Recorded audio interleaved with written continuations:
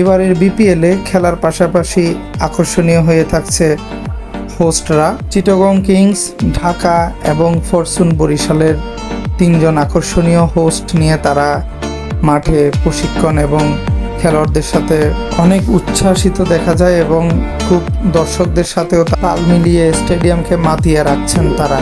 ইতিমধ্যে দর্শকদের সাথে খুব ভালোই মজেছেন ইয়াশা সাগর। উনি কানাডা থেকে এসেছেন। কানাডা থেকে এসে উনি ডিরেক্ট মাঠে গিয়ে প্রশিক্ষণের সময় দর্শকদের সাথে খুব ভালো সময় কাটাচ্ছেন।